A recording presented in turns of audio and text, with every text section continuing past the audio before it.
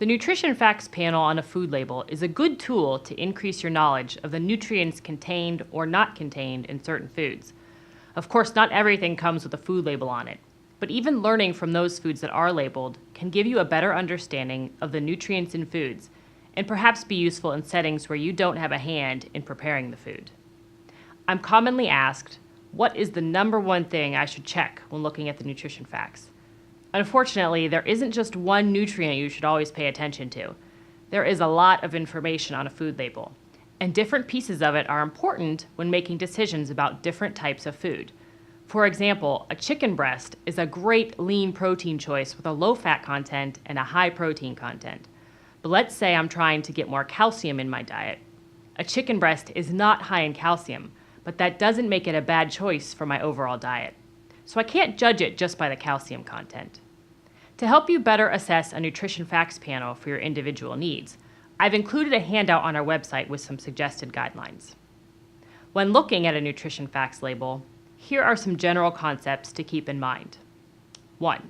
Check the calories per serving and the number of servings.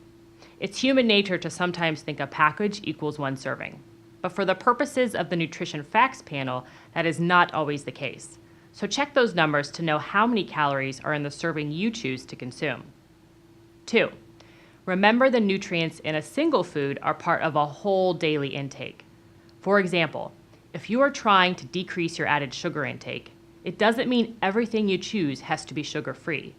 If you choose to have a yogurt that has sugar added, then you can limit something else in your day, like sweetened tea or a high-sugar cereal.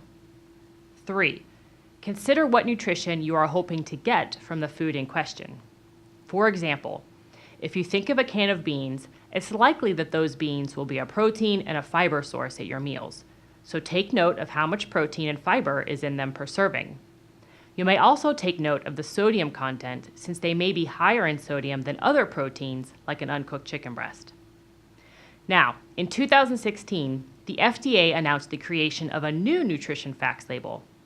While an implementation date has not been determined, you can check out the handout on our website for a visual look at the expected changes. Just a few of the changes include larger print for the total calorie amount, adjusted serving sizes to better meet typical portions, and the distinction between added and naturally occurring sugars.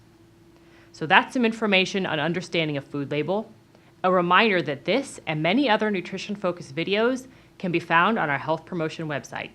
Thanks for tuning in.